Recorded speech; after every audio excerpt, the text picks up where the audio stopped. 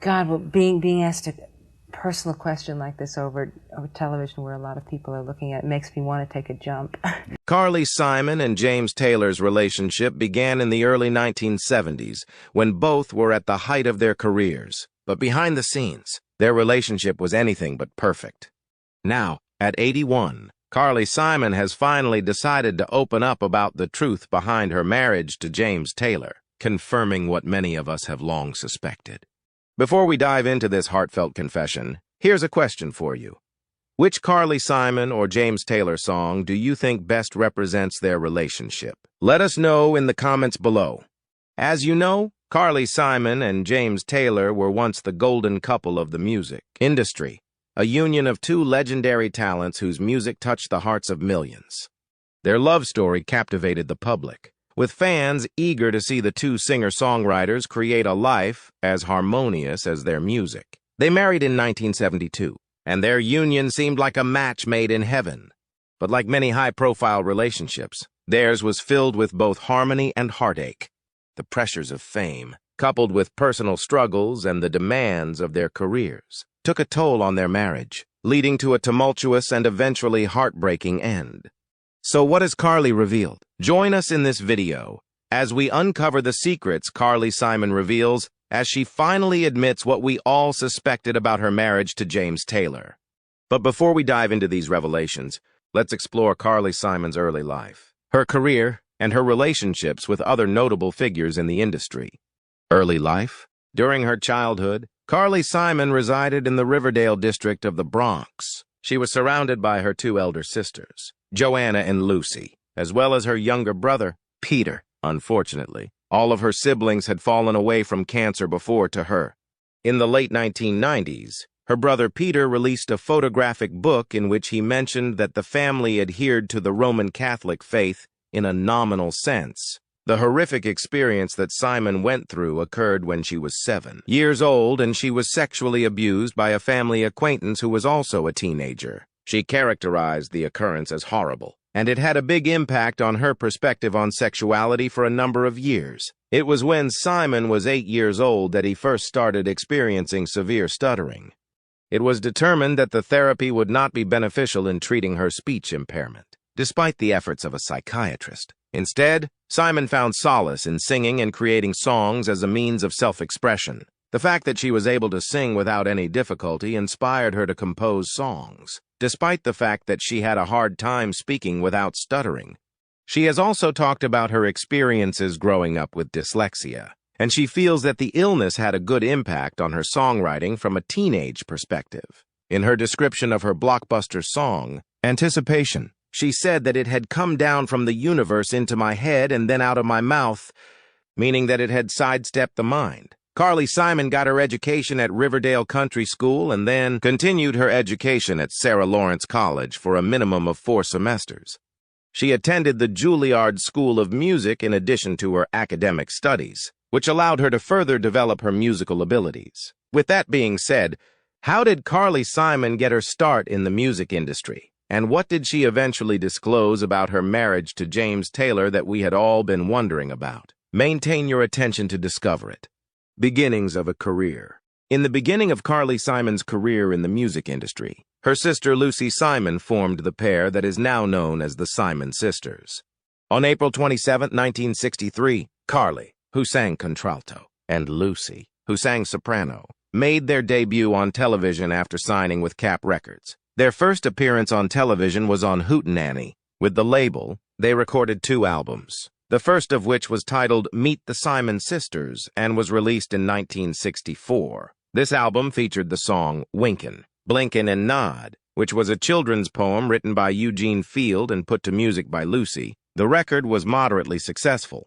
They released their second album, titled Cuddlebug, in 1966. It was in 2006 that these recordings were published on CD as Winkin', Blinkin', and Nod, the Cap recordings, a limited edition collection that featured remastered versions of the albums. Additionally, the duo was responsible for the production of a third album in 1969, which was titled The Simon Sisters Sing the Lobster Quadrille and Other Songs for Children. This album was then re-released on CD in 2008 under the title Carly and Lucy Simon Sing Songs for Children.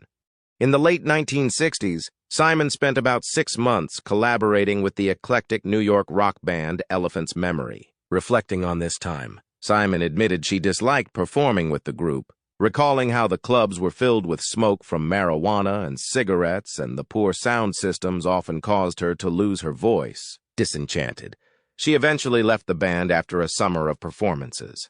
In 1968, Simon met Jacob Brackman, who would become a close friend and frequent songwriting collaborator. Simon described him as her best friend, recalling how they were inseparable during that period. Brackman also introduced her to many friends who remain important in her life.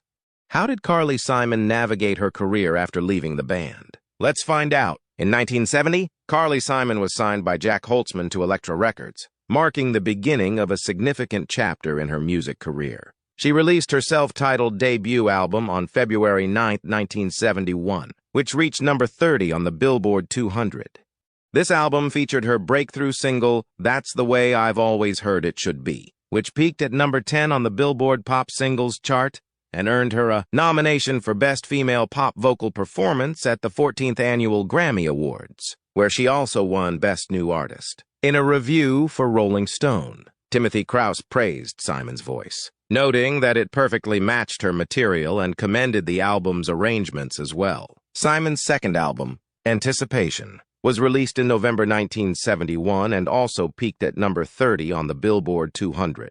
The album garnered Simon another Grammy nomination for Best Female Pop Vocal Performance at the 15th Annual Grammy Awards. Stephen Davis of Rolling Stone gave the album a positive review, highlighting the title track as a spirited examination of the tensions involved in a burgeoning romantic situation. He also praised songs like Our First Day Together for their quiet, lovely and enigmatic qualities, drawing comparisons to Joni Mitchell's influence and I've Got to Have You, which he described as an absolute clincher.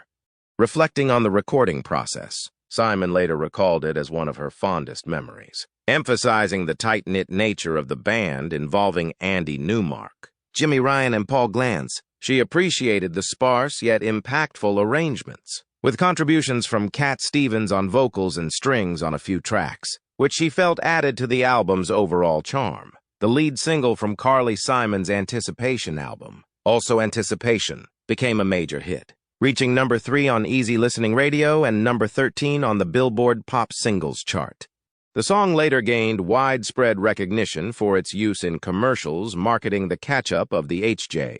Heinz Company. Interestingly, Simon wrote the single in just 15 minutes while waiting for Cat Stevens to pick her up for a date. The two had become romantically involved shortly after Simon opened for Stevens at L.A.'s Troubadour around the time her debut album was released. The next single, Legend in Your Own Time, had a more modest showing on the Pop Singles chart, peaking at number 50, but it found greater success on the Easy Listening chart, nearly reaching the top 10 at number 11. The album's closing track, I've Got to Have You, written by Chris Christopherson, was released as a single in Australia and reached the top 10 on the Kent Music Report in 1972. Additionally, in 1971, Simon made an appearance in Milos Forman's film Taking Off as an auditioning singer, performing the song Long-Term Physical Effects, which was also featured on the film's soundtrack album. Carly Simon achieved the greatest success of her career in 1972-73 with the iconic song You're So Vain. The single soared to number 1 on both the U.S. pop and adult contemporary charts, selling over 1 million copies in the United States alone and becoming one of the biggest hits of the decade. This triumph propelled her album, No Secrets, to the top of the Billboard 200 chart, where it remained for 5 consecutive weeks. The album was certified gold that year and reached platinum status by its 25th anniversary in 1997. You're So Vain earned Simon 3 nominations at the 16th Annual Grammy Awards for Record of the Year, Song of the Year, and Best Pop Vocal Performance, Female. No Secrets also received a nomination for Best Engineered Recording. The song's legacy continued to grow as it was inducted into the Grammy Hall of Fame in 2004 and ranked number 72 on Billboard's list of the top 100 songs from the chart's first 50 years from 1958 to 2008. In 2014, the UK official charts company named it the ultimate song of the 1970s. And in 2021, Rolling Stone placed it at number 495 on their list of the 500 greatest songs of all time. The mystery surrounding the identity of the person Simon was singing about in You're So Vain became one of the most enduring questions in popular music. The famous lyric, "You're so vain, I bet you think this song is about you," sparked decades of speculation. In 2003, Simon auctioned off the name to television executive Dick Ebersole for $50,000 under the condition that he not reveal it. Finally, in November 2015, while promoting her memoir, Simon confirmed that the second verse of the song was about Warren Beatty, although she added that he was only the subject of that verse, with the rest of the song referring to two other still unnamed men. In 1974, Carly Simon followed the massive success of her No Secrets album with Hot Cakes, which quickly became a hit. The album soared to number 3 on the Billboard 200. Critically, the album was also well received. John Landau of Rolling Stone praised Hot Cakes for its playful sound with serious undertones, a balance he felt suited Simon at that time. He highlighted Think I'm Gonna Have a Baby, Forever My Love, and Haven't Got Time for the Pain as standout tracks that showcased Simon's growth as an artist, considering them superior to much of her previous work. Additionally, that same year, Simon lent her vocal talents to Tom Rush's album Ladies Love Outlaws, co-signing on No Regrets and providing backup vocals on Claim on Me. In 1977, Carly Simon achieved global recognition with Nobody Does It Better, the theme song for the James Bond film The Spy Who Loved Me. The song topped the adult contemporary charts and earned Simon another Grammy nomination, becoming one of the most acclaimed Bond themes of all time.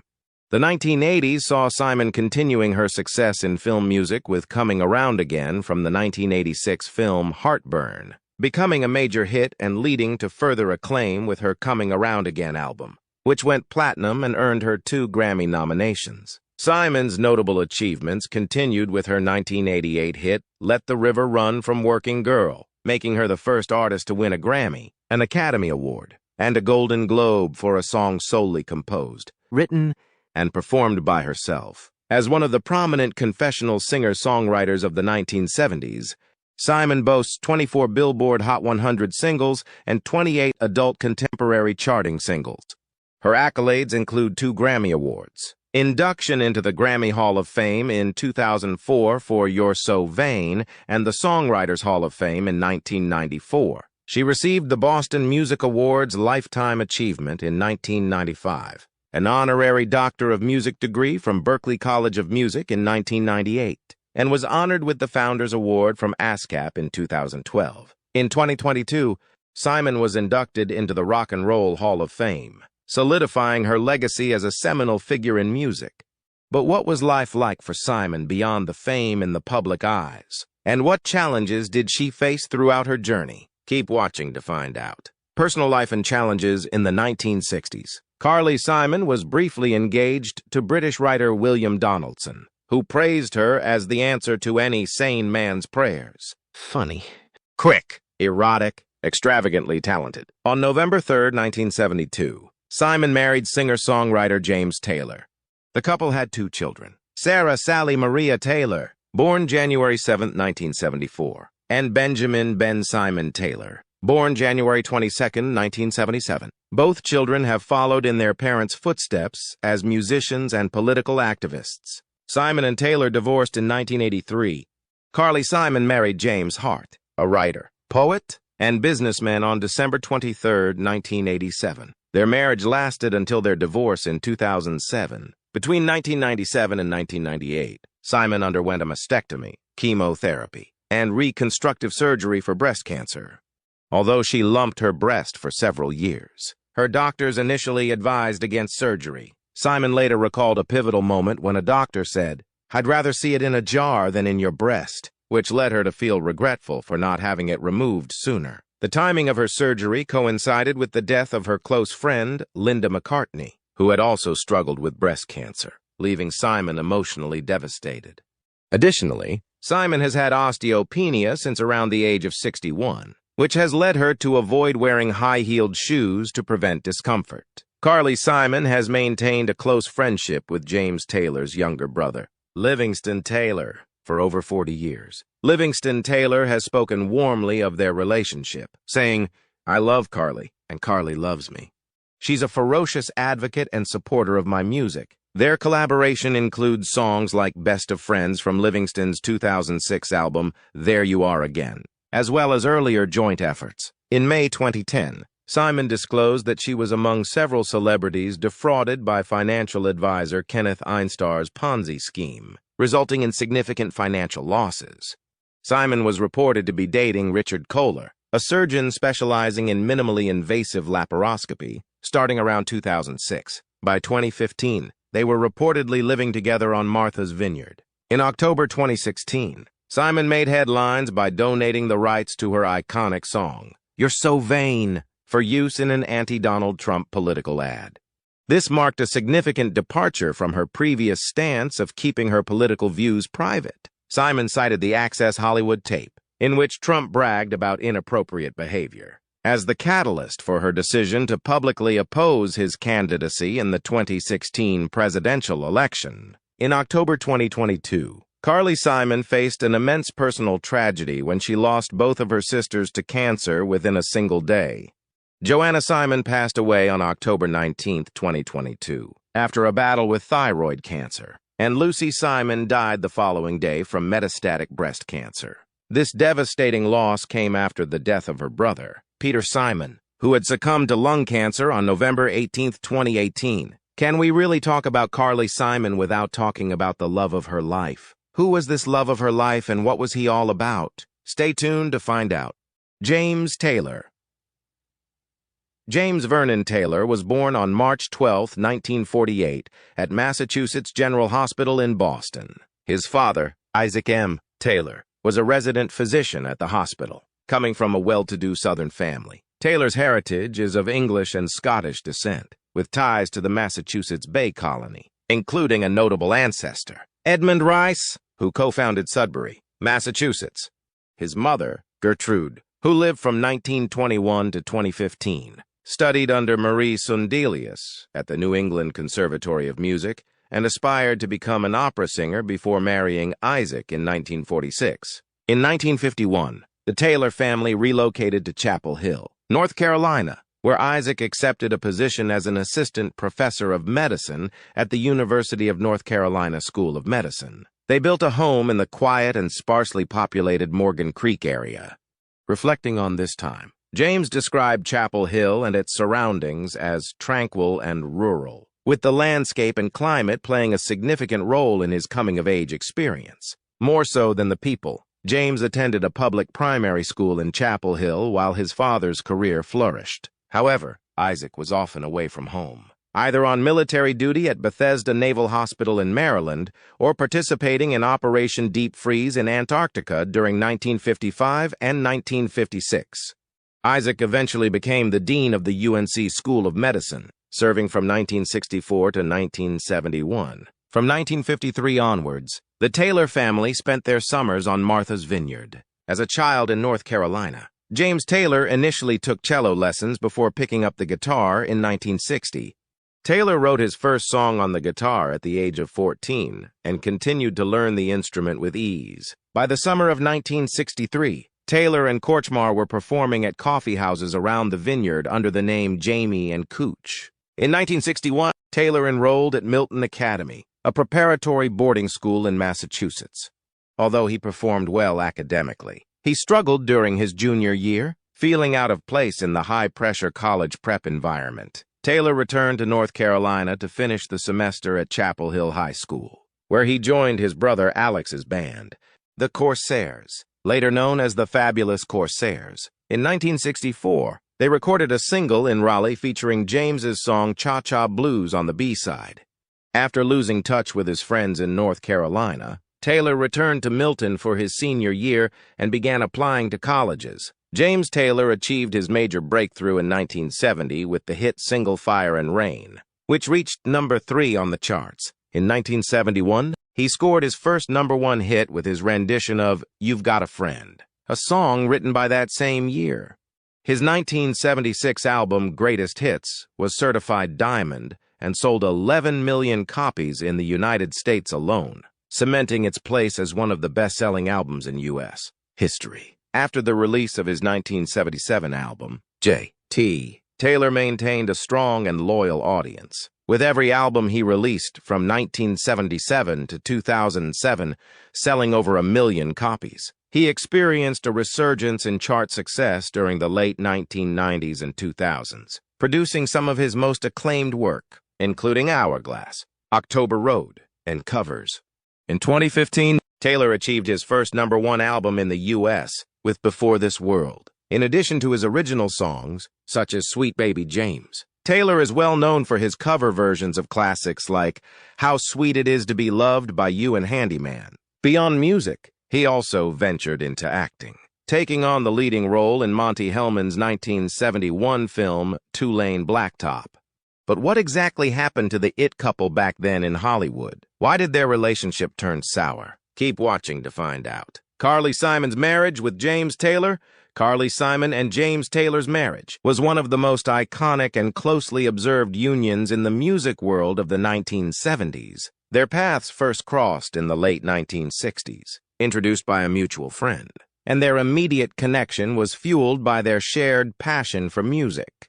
They married in 1972, becoming one of the most prominent power couples in the industry. Their union, marked by both personal and professional synergy, lasted over a decade and saw the birth of 2 children, Sarah, Maria, and Benjamin. Throughout their marriage, Simon and Taylor collaborated on several music projects, showcasing their creative chemistry. However, their relationship faced significant challenges, which eventually led to their divorce in 1983. Despite the end of their romantic relationship, they maintained a civil relationship for the sake of their children. In recent years, however, they have drifted apart and no longer speak frequently. Their marriage, though marked by both collaboration and difficulty, remains a notable chapter in their storied lives. Carly Simon and James Taylor's relationship, both during and after their marriage, has been a subject of public and personal reflection. In a Rolling Stone interview, Taylor expressed his fear of offering any criticism about Simon's music, worried it might lead to her disliking him. Simon, on the other hand, characterized the condition as one in which she felt as though she was walking on burning coals. For many people, the song It Happens Every Day from Simon's album Hot Cakes, which was released in 1974, is seen as a reflection on the difficulties that she had in her marriage to Taylor and how it ultimately ended. The lyrics hint to the emotional hardships that they were going through, and they quietly express the turmoil that was occurring in their relationship. How could a single individual have such a significant impact on the music industry? Well, let's find out. The effect that Carly Simon has had on other musicians. Carly Simon's impact may be seen throughout several generations of artists, as evidenced by the fact that numerous modern musicians and prominent personalities have described her as a source of inspiration. Simon has been lauded by Taylor Swift for her songwriting and emotional honesty. Swift has described Simon as a powerful and attractive figure who appears to possess the ability to seamlessly manage both her professional and personal life. The ongoing influence that Simon has had on musicians who place a premium on authenticity and emotional depth is reflected in Swift's appreciation for him. Carly Rae Jepsen acknowledged Simon's influence as well, expressing her appreciation for Simon's straightforward and approachable approach to songwriting. Not only does Jepsen like Simon's fashion sense, but she also admires her ability to create music that is honest and simple. Brittany Murphy, an actress who held Simon in high esteem, lauded her not just as a formidable lady but also as a force of nature. The affection that Murphy has for Simon highlights the widespread appeal that she possesses, as well as the significant impact that she has had on individuals who appreciate her in both her professional and personal life. A great number of musicians from a wide range of genres have professed their respect for Carly Simon, which is evidence of her impact. During her concerts, Tori Amos routinely performs cover versions of Boys in the Trees, and she has frequently mentioned Simon as a vital source of inspiration. Amos has made it clear that she has a great deal of admiration for Simon's lyrics, and she has voiced her desire to have written the song herself. It has also been stated by Natalie Maines, a member of the Dixie Chicks, that Simon has had an effect on her career. Maines gave a performance of Simon's song That's the Way I've Always Heard It Should Be at the ASCAP Awards in 2012, therefore showcasing the contribution that Simon has made on Maines's artistic development. During the year 2021, Clairo published an article for Rolling Stone in which she discussed how the music of Simon is extremely personal and full of courage for her. Clairo lauded Simon's sincerity and the manner in which her songs address shortcomings, which she considers to be an essential component of Simon's enduring value of her work. During the ceremony in which Simon was inducted into the Rock and Roll Hall of Fame, Sarah Bareilles found herself reflecting on the profound impact that Simon has had on singer-songwriters such as herself. Bareilles called attention to the fact that Simon's influence has played a significant role in influencing the careers of a great number of musicians who have followed in her footsteps. These thoughts highlight Carly Simon's ongoing impact as a pioneering and inspirational personality in the music business. Her work continues to connect with and inspire new generations of musicians, and these reflections illustrate how her legacy will continue to endure. Now, let's wait and see what Carly Simon ultimately says about her marriage on the matter. After much speculation, Carly Simon has finally come clean about the fact that she is married to James Taylor. Carly Simon recalls the first time she saw photographs of James Taylor when they appeared in Rolling Stone. In the photographs, he was seen holding hands with Joni Mitchell. Despite the fact that she did not know him personally, she had an unexplainable feeling of envy. In addition, Simon recalled seeing Taylor on the cover of Time magazine and telling her sister, almost as if it were a spontaneous confession, that she was going to marry him. This took place around 9 months prior to the beginning of their romantic relationship. In her reflections on their marriage, Simon characterized her early emotions as being quite good, mentioning that she experienced a sense of genuine safety with Taylor. At first, being married to him seemed like a dream come true, and she treasured the sense of safety and intimacy that they experienced during the course of their marriage. It took some time for them to get at this feeling of security, but once they did, their relationship grew more profound and satisfying. Over the course of time, Carly Simon excitedly anticipated the opportunity to develop a more profound relationship with James Taylor. At first, she was beyond excited about the possibility of developing a deeper relationship with him. On the other hand, as their relationship progressed, she started to become aware of the intricacies and difficulties that were developing. There was a tremendous yearning for further closeness between Simon and Taylor, but Taylor appeared to emotionally retreat from him. This dynamic is mirrored in one of Simon's songs, in which he depicts himself as an angry man and she is described as a hungry woman. Simon has a great capacity to connect with people, and she admits that it is hard to not feel this connection when she is in the same room as her, despite the fact that she had a strong desire to be close to someone. Taylor's seclusion became obvious through his battles with drug misuse, which included heroin, cocaine, marijuana, and alcohol. The strain that was already there in their relationship was made even more difficult. In a manner that was analogous to how Janis Joplin described switching between several narcotics, such as heroin and bourbon, as one would lose its impact and be replaced by another. Simon pointed out that his addiction was multifarious. An important factor that contributed to the widening gap between them was the cycle of reliance that they were under. Since Carly Simon has had the opportunity to experience addiction from a variety of angles, both directly and indirectly, she possesses a profound and intimate understanding of the subject. She contemplates the complicated manner in which James Taylor behaved while under the influence of alcohol. When he was under the influence of alcohol, he became extremely loving and relaxed his guard. It was a terrible dynamic because there were moments when he was severe, cold, and emotionally aloof, which contrasted with the tenderness that he shown at other times. Simon speaks on how hard it was for her to find a balance between her need for intimacy and the detrimental impact that Taylor's drinking had on her. Her presence was a tough atmosphere for him to become clean, since she wrestled with the contradictory desire to support his recovery while still needing his affection. This made it difficult for him to kick his addiction. It was often difficult for her to focus on the practical aspects of his recovery because of her overwhelming desire for his attention. which made her job as a supporting spouse somewhat challenging. In spite of the problems and emotional upheaval, Simon acknowledges that she continues to love Taylor, despite the fact that their relationship is not devoid of issues. She confesses that the dichotomy between their personalities, which consisted of her warmth and his restraint, was something that neither of them was able to totally handle well. Simon and Taylor are currently in a state of estrangement. They do not speak with one another, and Taylor does not pay her or their son Ben, who resides in the vicinity, any visits. The fact that Taylor does not feel at ease on the island where Simon lives contributes to the fact that they are being separated. James Taylor recently stated that he no longer feels comfortable stating, "It's her island. It's not my island anymore," since Carly Simon's island has become a location where he no longer feels safe saying that. He regarded the relationship as a constant nuisance, a bug for both of them on various levels. He said that it existed between them.